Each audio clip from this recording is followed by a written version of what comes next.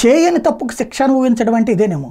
తమ వ్యక్తిగత జీవితాలు సెలబ్రిటీలైన పాపానికి బలవుతున్నటువంటి వాళ్ళలో ఒకనాడు అమ్మాయిని చూసాం. ఇది సునీత, సింగర్ సునీత.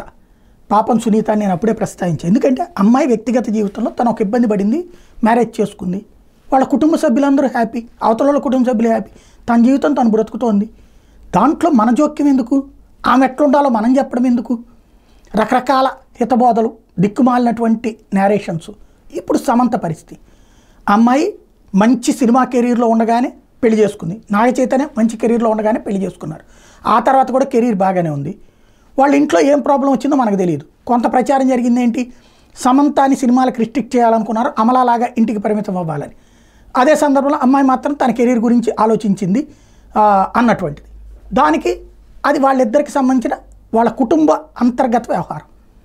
అమ్మాయి అబ్బాయి ఇద్దరు కూర్చున్నారు, మాట్లాడుకున్నారు, ఎవరి జీవితాన్ని వాళ్ళు అనుభవిస్తున్నారు. ఆ తర్వాత అమ్మాయిని ఎంతగా బదనాం చేసాం, ఎవరో ఫ్రెండు దగ్గరుండి చూసుకుంటే ఆ ఫ్రెండ్తో అంటగట్టేశాం.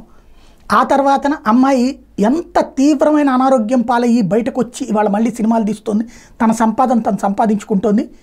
ఒక ఆడపిల్ల అంత కష్టపడి ఎదిగినందుకు హ్యాట్స్ ఆఫ్ చెప్పు చేతనైతే, లేదా మూసుకు కూర్చో. నీకు నాగ చైతన్య మీద ప్రేమ ఉంటే నాగ చైతన్య సూపర్ అను, పుడింగను, నాగార్జున అద్భుతం అను, తప్పులేదు. కానీ అమ్మాయి క్యారెక్టర్తో మాట్లాడడం, లేకపోతే అమ్మాయి విడాకులు తీసుకుంది, తన బతుకుతోంది, ఇవాళ నాగ చైతన్య శోభితను పెళ్లి చేసుకున్నాడు, ఎవరు బ్రతుకాళ్ళు బ్రతుకుతారు.